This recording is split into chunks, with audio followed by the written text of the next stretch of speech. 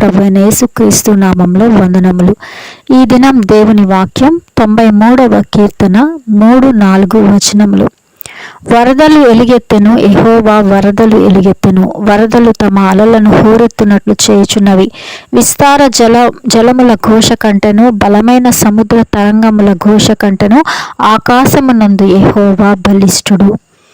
అవును ప్రియమైన దేవుని బిడ్డలారా, ఈ చదవబడిన వాక్యంలో వరదలు ఎలుగెత్తెను, వరదలు ఎలుగెత్తెను అనే పదాన్ని మనం చూస్తున్నామండి. మామూలుగా నదిలో ప్రవహించే నీరు ఇసుక రాళ్ళు గల లోతైన మైదానంలో ప్రశాంతంగా సాఫీగా ప్రవహిస్తూ ఉంటాయి. కానీ ఆ నీరు ఎక్కువైపోయి ఊర్ల మీదకి పడ్లి పారి వస్తే వాటిని మనం వరదలు అంటాం కదండి. వరదలు తమ అలలను హోరెత్తునట్లు చేయుచున్నవి అని వాక్యం సెలవిస్తుంది. ఊరి మీదకి వచ్చిన నీళ్లు ఎత్తు చోట్లకి ప్రవహిస్తూ సడన్గా కిందకి దిగుతూ పల్లంకి ప్రవహిస్తూ ఉన్నప్పుడు చాలా పెద్ద శబ్దంతో, హోరెత్తిన శబ్దంతో చాలా బీభత్సం చేస్తూ అలలు అంతా కూడా ముంచివేస్తూ ఉంటాయండి. మనం చూస్తుంటే ఈ వరదలను చూస్తున్నప్పుడు పెద్ద ఆ నీటికి ఎంత శక్తి ఉంటుంది అంటే పెద్ద ఇళ్ళే, పెద్ద అపార్ట్మెంట్స్ కొన్నిసార్లు కూలిపోతూ ఉంటాయండి. ఇక కార్లు ఇవైతే అవేవో పేపర్ ముక్కలాగా తేలిపోయి కొట్టుకొని వెళ్ళిపోతూ ఉంటాయి ఆ నీళ్ళల్లో. అంత శక్తి కలిగిన నీళ్లు. అందుకని ఇక్కడ విస్తార జలముల ఘోష కంటెను, సముద్ర తరంగముల ఘోష కంటెను అని చెప్తున్నాడు. ఆకాశం అందు యెహోవా బలిష్ఠుడు. అయితే ప్రియమైన వారులారా, ఈ దినం జ్ఞాపకం చేసుకుందాం. ఆ వరదల ఉధృతి చూసే మనుషుడు భయపడిపోతూ ఉంటారు. మనుషులమైన మనం వణికిపోతూ ఉంటామండి.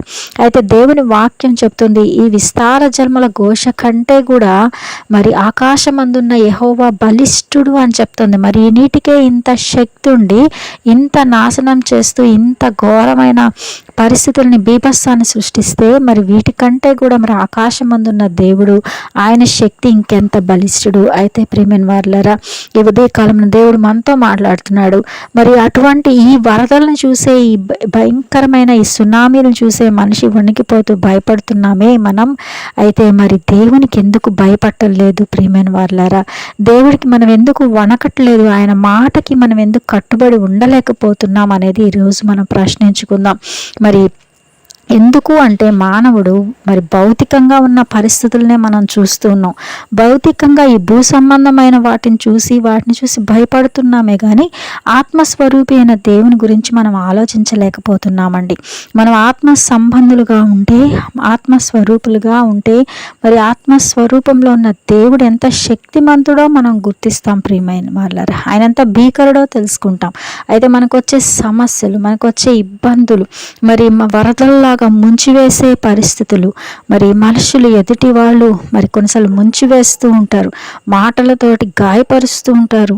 అంతేకాదు ఎన్నో గట్టు సమస్యలు, మనము ఛేదించలేని సమస్యలను చూసి భయపడిపోయి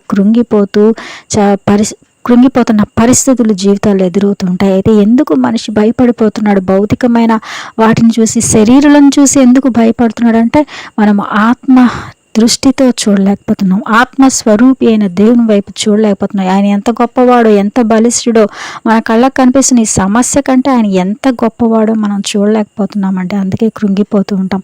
అయితే ఈ ఉదయకాలం దేవుడు జ్ఞాపకం చేస్తున్నాడు, వీటన్నిటికంటే ఇంత శక్తి ఉన్న ఈ నీళ్లు, ఈ వరదలు ఇవి చూసి భయపడుతున్నాము అంటే అటువంటి సమస్యలను చూసి భయపడుతున్నారు. కానీ నేను వాటికంటే బలిష్ఠుడిని, అంత గొప్ప దేవుణ్ణి.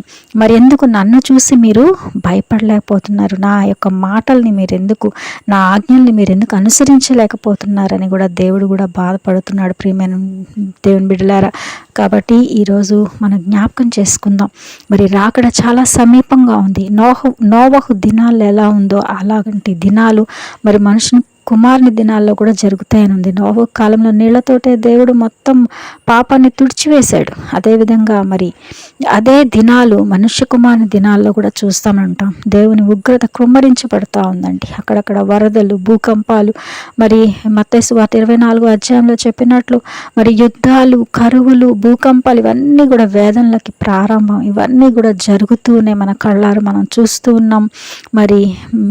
ఈ సెల్ ఫోన్ల ద్వారా, టీవీల ద్వారా వార్తల ద్వారా చూస్తున్నామండి. అయితే ఈ దేవుని రాకడ చాలా సమీపంగా ఉందని గుర్తించి మరి వీటన్నిటికంటే ఈ ప్రకృతి వైపరీత్యాల కంటే శక్తిమంతుడైన దేవుడు ఆకాశం ముందు ఆయన బలిష్ఠుడు అటువంటి దేవుని వైపు చూద్దామా, దేవునికి భయపడదామా, ఆయన మాటకి లోబడి వణుకుదామా, ఆయన మాట ప్రకారం జీవిద్దామా. ఆ విధంగా జీవించి ఆయనకి ఇష్టానుసారులుగా ఆయనకి లోబడి ఉండి ఆయన కృప పొందాలని దేవుడి ఈ వాక్యం ద్వారా ఈ ఉదయకాలం మనతో మాట్లాడినందుకు దేవునికి వందనాలు. చిన్న ప్రార్థన చేసుకుందాం. దేవా మీకు స్తోత్రాలు ప్రభా. ఇదిగో తండ్రి, మా ఆత్మనేత్రాలు తెరవండి, మీ పరిశుద్ధాత్మతో మమ్మల్ని నింపండి. ఆత్మస్వరూపివైన నీవెంత గొప్పవాడు, ఎంత శక్తిమంతుడు, నీ వైపు చూసి నాయన ఈ భౌతికమైన ఈ భూ సంబంధమైన విషయాలను బట్టి ఐహిక విచారముల చేత మేము కృంగిపోయి నీకు దూరం కాక తండ్రి, అయా గొప్ప దేవుడివైన నీ వైపు చూస్తూ మేము దినదినము నీ సారూప్యంలో మార్చబడుతూ ప్రభా ఈ లోకంలో జీవించడానికి కావలసిన ధైర్యమును, నిబ్బరమైన మనసును, శక్తిని, అటువంటి ఆత్మీయతను మాకు దయచేయమని ఈ వాక్యం వింటున్న ప్రతి బిడ్డ మీద నీ ఆత్మ కృమ్మరింపు దయచేయమని యేసు నామములో అడిగి ప్రార్థిస్తున్నాను తండ్రి. Amen, amen, amen. Praise the Lord. అందరికీ వందనములు.